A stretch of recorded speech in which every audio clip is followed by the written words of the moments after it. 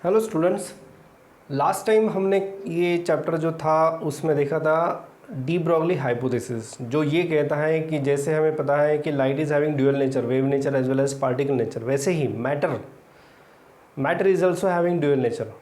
क्योंकि मैटर यानी ये जो चीज़ें आपके सराउंडिंग में हैं, आप खुद हो, तो ये हर एक मैटर की अपनी अपनी एक वेवलेंथ है इफ़ इट इज़ मूविंग। और फिर ये एक हाइपोथेसिस था, किसी ने देखा भी नहीं था ऐसी कोई वेवलेंथ हो सकती है या नहीं, बट उसने एक मैथमेटिकल डेरिवेशन के थ्रू ये बता दिया कि इसकी इतनी वेवलेंथ रहेगी। अब बात यह है कि सिर्फ बताने से नहीं होगा, आपको प्रूव करना पड़ेगा। तो बाद में ये प्रूव भी किया गया, और ये प्रूव करने का एक एक्सपेरिमेंट है, डेविसन जर्मर एक्सपेरिमेंट। इसका ये सेटअप मैंने ड्रॉ करके बताया। तो इन लोगों ने ये प्रूव किया था कि yes, there is a wave nature related to matter. Of course यहाँ पे हम मैक्रोस्कोपिक ऑब्जेक्ट्स को कंसिडर नहीं कर सकते। माइक्रोस्कोपिक ऑब्जेक्ट यानी जो आसानी से हमें दिखते हैं, जैसे पेन वगैरह और छोटी छोटी चीज़ें। बट माइक्रोस्कोपिक अगर पार्टिकल्स की हम बात करें तो उसमें पॉसिबिलिटी बन जाती है कि we can prove that matter is having wave nature. तो इसके लिए क्या किया गया, अब matter is having wave nature अगर ये आपको प्रूव करना है तो इसके लिए आपको देखना पड़ेगा कि वेव नेचर यानी क्या। वेव नेचर यानी if we can detect the phenomenons like interference, diffraction, reflection, refraction, तो ये फेनोमेना अगर हम डिटेक्ट कर सकते हैं, then we can prove that yes, these particles are behaving as if they are having wave nature. और वैसे ही कुछ किया गया in this experiment, Davisson Germer experiment. तो ये एक्सपेरिमेंट बेसिकली क्या है, इसमें देखो अभी क्या हो रहा है कि we have electron gun, this is the electron source, यहाँ से इलेक्ट्रॉन्स बाहर जाएंगे, एंड दिस इज एक्सिलरेटिंग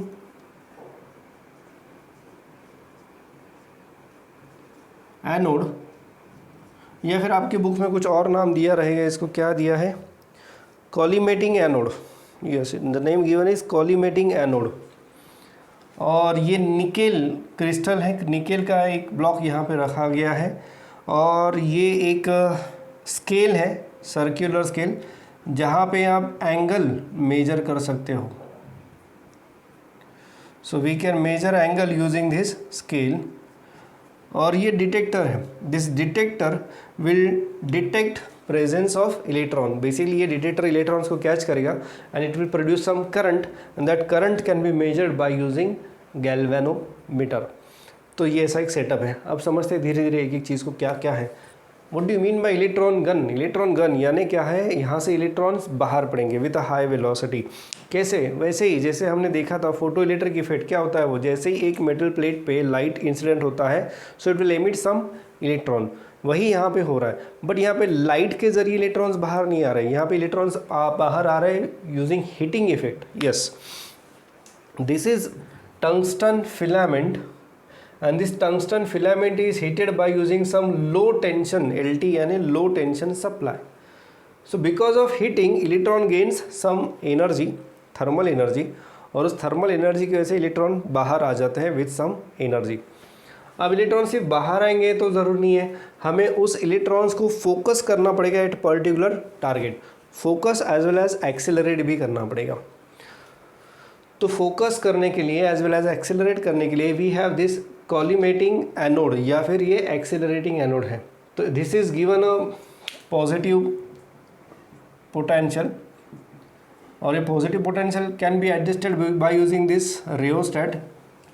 तो यहाँ से एडजस्टमेंट से आप उसका फोकस को एडजस्ट कर सकते हो, सो दैट जो भी इलेक्ट्रॉन्स यहाँ पे आ रहे हैं, अब जो आएंगे यहाँ पे ज़रूरी नहीं कि सबके पास बहुत हाई वेलोसिटी रहे, तो उनकी वेलोसिटी को बढ़ाने के लिए एज वेल एज उनको प्रॉपर डायरेक्शन में फोकस करने के लिए we are using this collimating anode या फिर एक्सिलरेटिंग एनोड।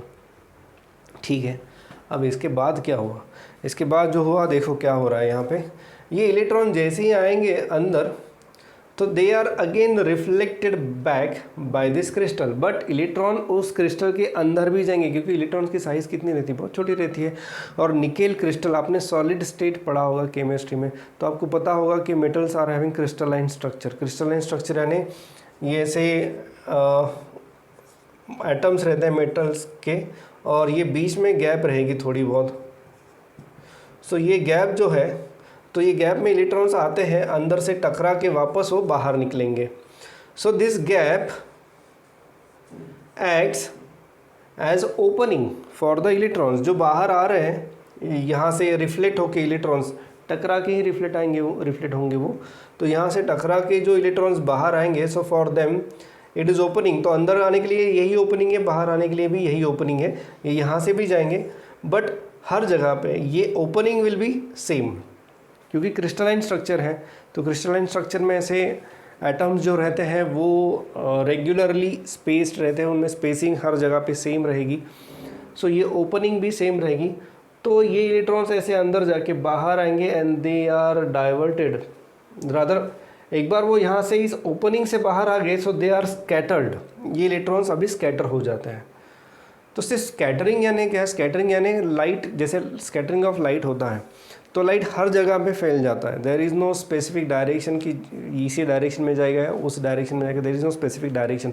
बट यहाँ पे स्कैटरिंग में एक तरह से एक स्पेशल इफेक्ट देखा गया, और वो स्पेशल इफेक्ट क्या है वो देख लेते हैं।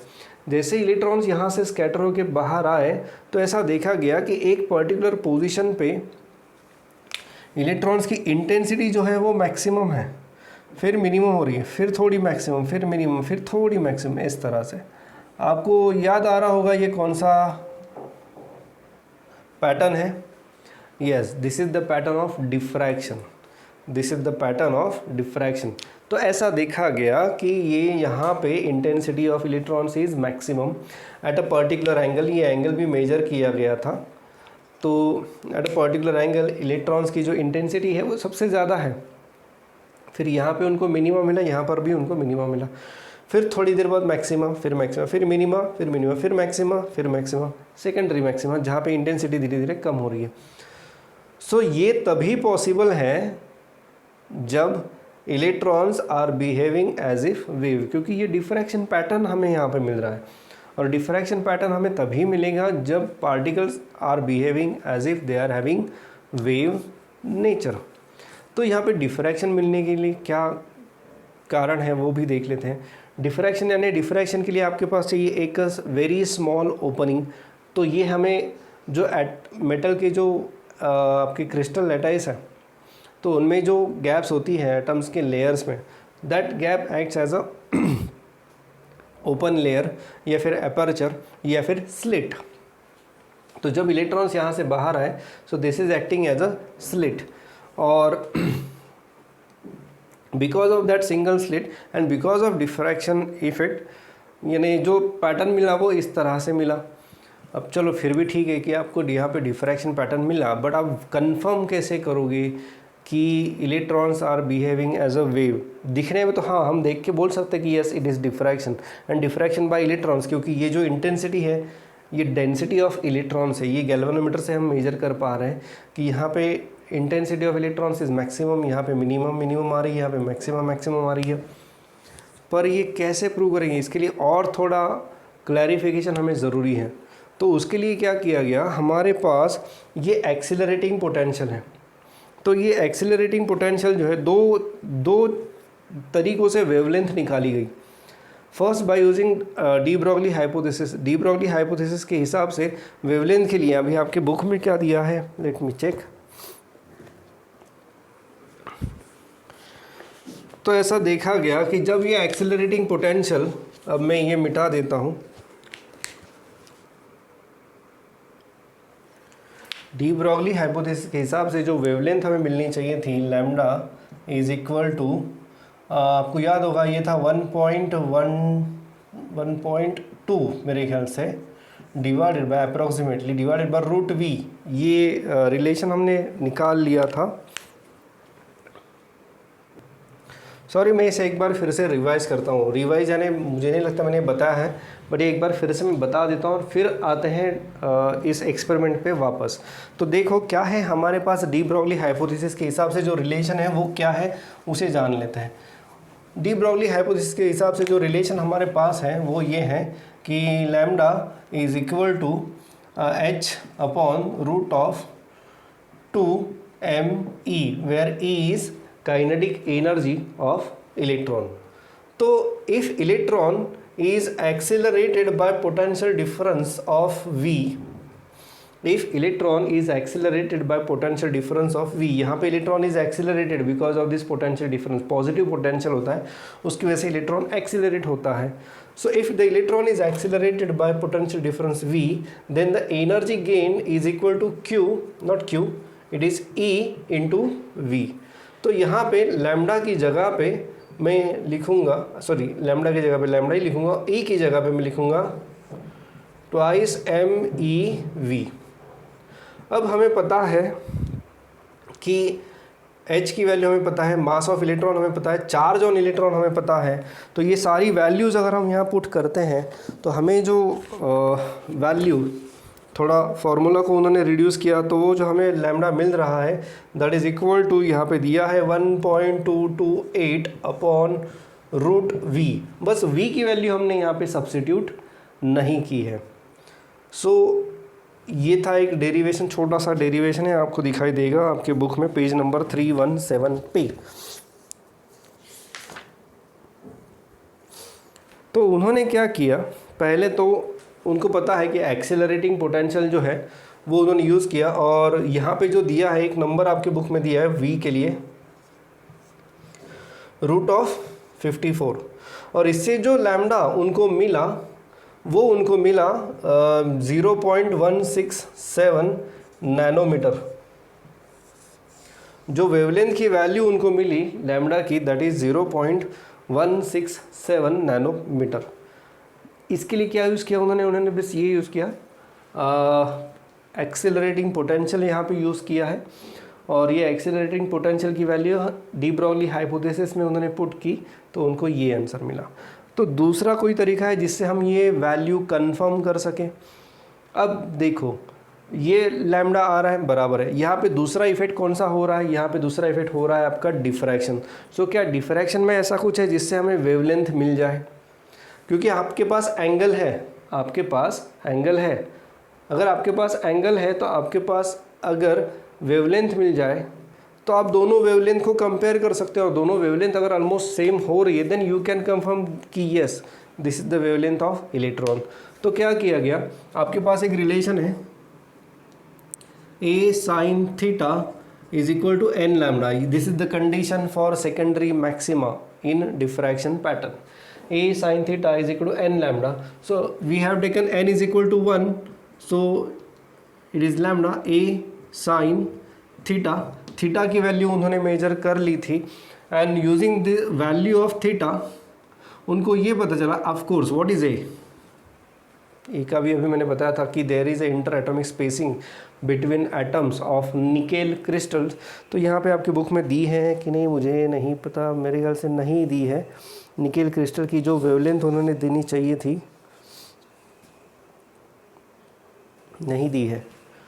सो ये जो A रहेगा यू कैन मेजर इट, एक मिनट मैं आपको बता देता हूँ क्या वैल्यू है वो. ये जो A है ना for nickel crystal it is 0.91 angstrom, it is 0.91 angstrom.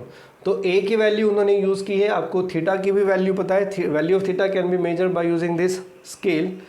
तो ये सारी वैल्यूज़ उन्होंने यूज़ की, और जो लैम्डा उनको यहाँ पे मिला वो उनको मिला 0.165 नैनोमीटर.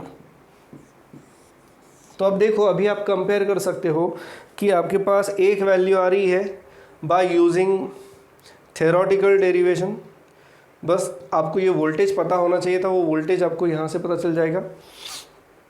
तो ये वोल्टेज की वैल्यू यहाँ पे मिली, तो ये लैम्डा की वैल्यू जो आ रही है दैट इज़ 0.167 नैनोमीटर. और जो एक्सपेरिमेंटल वैल्यू मिल रही है by using measuring this theta and knowing the spacing between nickel atoms, तो जो लैम्डा की वैल्यू मिल रही है दैट इज़ 0.165. तो ये वैल्यू और ये वैल्यू बहुत क्लोज है because they are in nanometer. तो ये दोनों वैल्यूज़ बहुत क्लोज है. तो theoretical as well as experimental analysis से ये पता चलता है कि जो वेवलेंथ है वो मैच हो रही है. That means here the electrons are behaving as if they are having wave nature. ये प्रूव किया गया by Davisson and Germer experiment. तो फिर ये कंक्लूड किया गया आफ्टर दिस एक्सपेरिमेंट कि matter is also having particle nature. तो जो डी ब्रॉगली का जो हाइपोथेसिस था उसे बाद में लोगों ने एक्सेप्ट किया, और वही कि दो तरीक़ों से हमने वैल्यूज़ को कंफर्म किया। पहली तो ये थ्योरेटिकल वैल्यू, ये रिलेशन आपको पता चल गया, ये आया है यहाँ से h/√2mE E यानी energy gain by the electron when it is accelerated by potential difference v। तो E is equal to e into V, तो ये वैल्यू यहाँ पुट की, यहाँ फिर h/m/e इनकी वैल्यू सब्सटीट्यूट करने के बाद आपको लैम्डा के लिए एक थोड़ा सिंप्लीफाइड इक्वेशन मिला। It is in nanometer. तो बस वोल्टेज, अब ये वोल्टेज उनको पता था, यहाँ पे उन्होंने 54 वोल्टेज रखा है, तो वोल्टेज की वैल्यू यहाँ रखने के बाद उनको लैम्डा की वैल्यू मिली। This is theoretical value. अब डिफ्रैक्शन पैटर्न आपको मिल रहा है, तो डिफ्रैक्शन पैटर्न आपको पर्टिकुलर एंगल पे मैक्सिमम मिल रहा है, पर्टिकुलर एंगल पे मिनिमम मिल रहा है। ये एंगल्स भी उन्होंने मेजर कर लिए थे। तो using angle and this inter atomic spacing, उन्होंने ये देख लिया कि अगर ये हम स्पेसिंग की वैल्यू और थीटा की वैल्यू यहाँ पुट करते तो लैम्डा कितना मिलना चाहिए। तो लैम्डा उन्होंने कैलकुलेट किया। लैम्डा जब उन्होंने कैलकुलेट किया तो उनको ये पता चला कि lambda is equal to 0.165 nanometer, यानी दोनों वैल्यूज़ जो हैं वो मैच हो रही है। बहुत ही थोड़ा डिफरेंस है, दैट इज़ इन नैनोमीटर, तो वो डिफरेंस निगलेक्ट कर दिया। So we can say that the particles are behaving as if they are having wave nature. तो ये था ये पूरे एक्सपेरिमेंट का कंक्लूजन। बाद में आपके चैप्टर में कुछ डिस्कशन फिर से उन्होंने किया है कि the wave particle duality of matter, यानी जो अब तक हम बोलते आ रहे हैं उसी को वापस से उन्होंने समराइज़ किया। तो समराइज़ किया यानी क्या किया है, देखो उन्होंने ये कहा है कि as it is proved by Davisson Germer experiment कि the matter is also having wave nature. तो all moving bodies they are having their own wavelength, so why we are not able to see the waves, because उन्होंने एक salt example दिया है, page number है आपका 319 example 14.5। उन्होंने ये salt example में ये बताया है कि जो मैक्रोस्कोपिक ऑब्जेक्ट, जो बड़े ऑब्जेक्ट्स हैं जो दिखते हैं आसानी से पता चल जाते हैं, तो ये जो ऑब्जेक्ट्स हैं ये जब मूव होते हैं so there is a wave associated with them, but the wavelength is very small, it cannot be detected. The wavelength is very small, it cannot be detected or it cannot be measured. इसलिए हमें पता नहीं चलता कि the particle is moving and उसकी कोई wavelength हमें हमारी तरफ आ रही है। सो ये एक कारण उन्होंने बताया। फिर उन्होंने बताया है कि अगर हम पार्टिकल के साइज़ को रिड्यूस कर दें, that means if we talk about atomic particles जैसे इलेक्ट्रॉन्स प्रोटॉन्स हैं, so in that case we can measure the wavelength, और वेवलेंथ हमने मेजर कर ली है यूजिंग दिस एक्सपेरिमेंट। तो for those particles wavelength can be measured and it is also verified by using other experimental analysis, और उसी के ज़रिए ये प्रूव किया गया है कि the particles are having wave nature. ये थोड़ा सा ब्रीफली मैंने बताया, उसका डिस्कशन सेम डिस्कशन वहाँ पे दिया है, आप उसे पढ़ सकते हो। और इसके बाद ही आपका ये जो चैप्टर है ये यहाँ पे ख़त्म हो जाता है। तो इसमें पूछा क्या जाएगा, इसमें आपको ये पूछा जाएगा कि explain Davisson Germer experiment to prove wave nature of matter.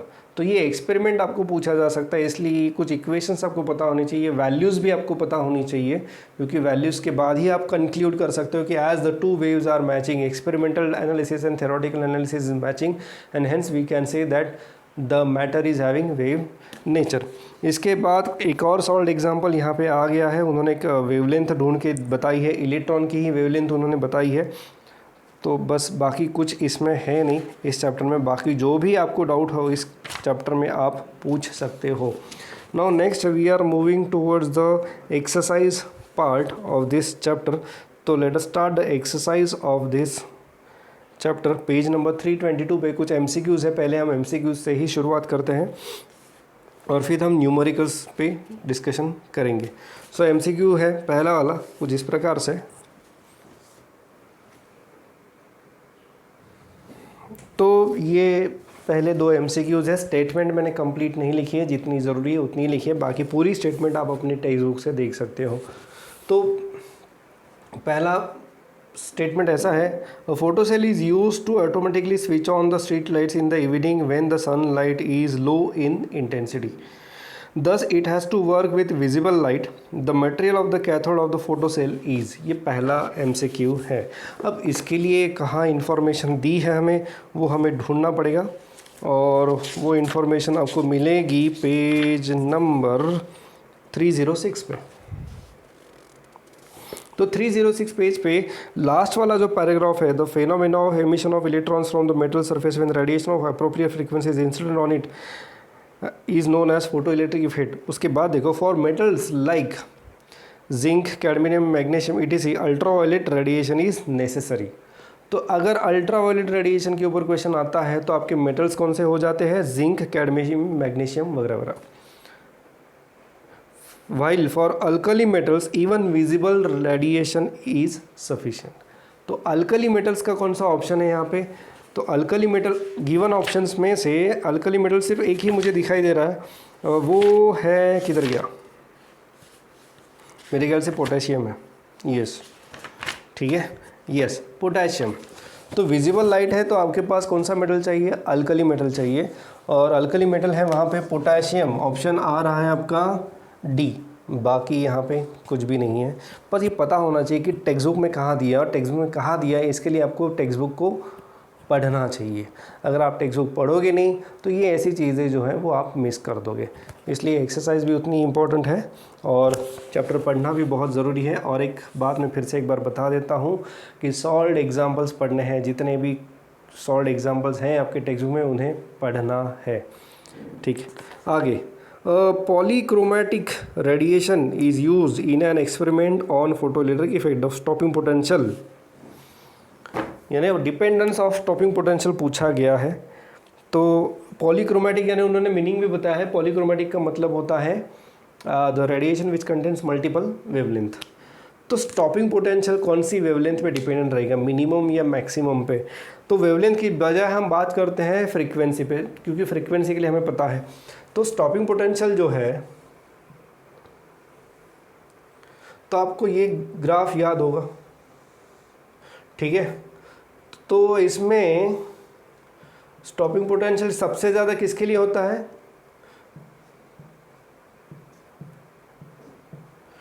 Stopping potential उसके लिए ज़्यादा रहता है जिसकी फ्रीक्वेंसी सबसे ज़्यादा है। तो यहाँ पे फ्रीक्वेंसी ज़्यादा, तो और आपको पता है कि frequency is inversely proportional to wavelength. तो फ्रीक्वेंसी अगर सबसे ज़्यादा है तो वेवलेंथ सबसे कम है। तो stopping potential depends on the minimum wavelength यानी मैक्सिमम फ्रीक्वेंसी। तो ये इसका आंसर है। क्यों, क्योंकि मान लो कि मैं बोल देता हूँ कि स्टॉपिंग पोटेंशियल हमारा इतना ही आ रहा है, यानी एक लाइट मैंने यूज़ किया जिसमें मल्टीपल फ्रीक्वेंसी है और उसमें मेरा जो स्टॉपिंग पोटेंशियल होना चाहिए वो इतना होना चाहिए, इसके बाद मुझे करंट ही नहीं मिलना चाहिए। बट ये गलत हो जाएगा। क्यों, क्योंकि मेरे लाइट में सब ज़्यादा फ्रीक्वेंसीज़ भी है, हायर फ्रीक्वेंसीज़ भी है। अगर मेरे लाइट में हायर फ्रीक्वेंसीज़ है, इसका मतलब क्या है कि स्टॉपिंग पोटेंशियल मैं ये डिफाइन करता हूँ मेरे उस पर्टिकुलर सिस्टम के लिए, तो वो गलत हो जाएगा।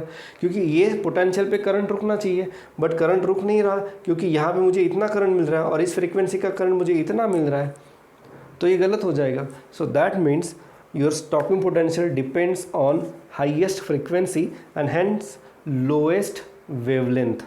आई होप ये आपको समझ में आ गया होगा। तो इसमें जो ऑप्शन दिया है कौन सा है, ज़रा पढ़ लेते हैं। ऑप्शन क्या है, will depend on the average wavelength, बिल्कुल नहीं। Will depend on the longest wavelength, ये भी नहीं। Will depend on the shortest wavelength, option है इसका C, does not depend on wavelength, ये तो गलत हो जाएगा। ठीक है, सो पहले दो MCQs हमारे हो गए हैं। Let us proceed to next MCQs।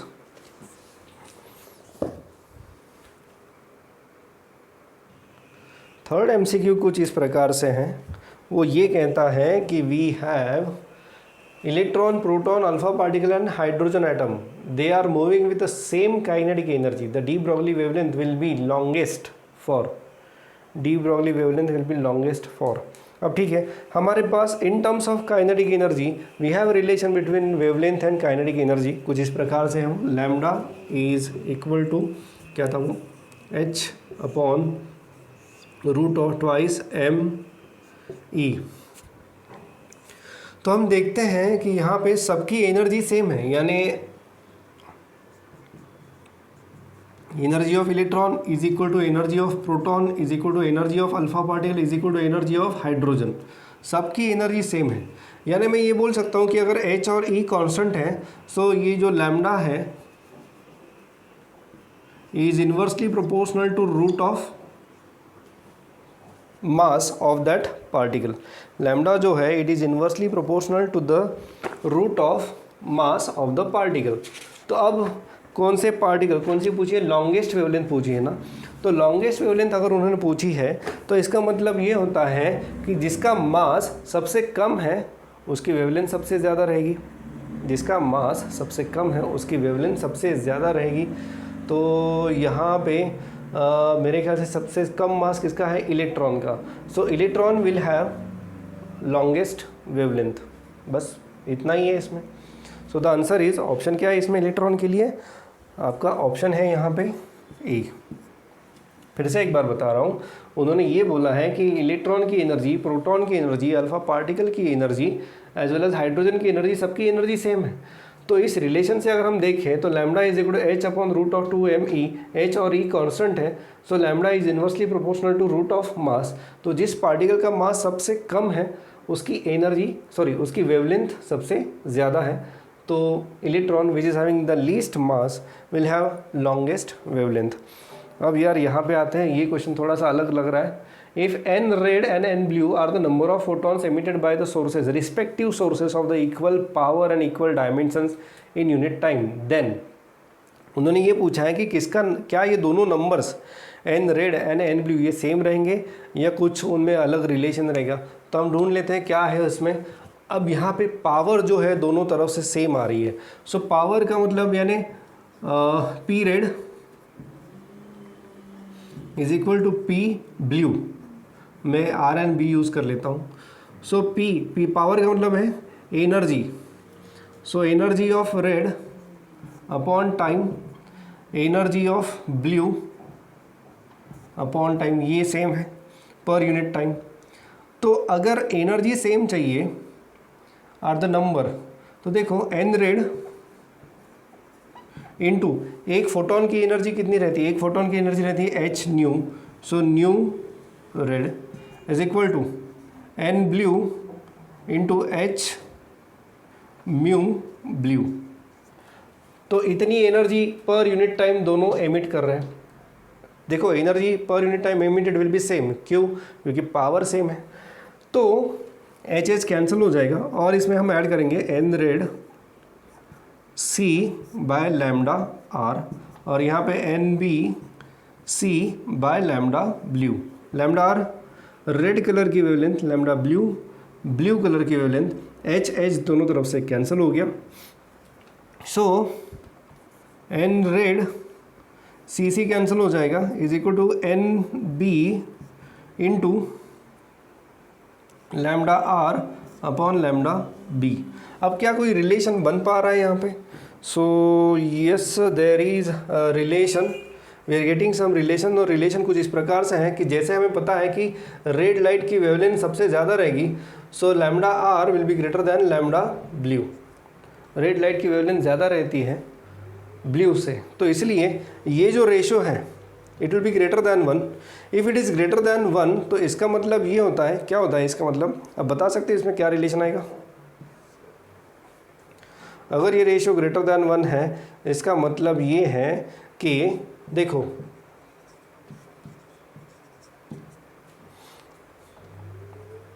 Is greater than 1, क्योंकि lambda R by lambda B is greater than 1। So if it than 1 इसका मतलब ये होता है कि n red is greater than n B.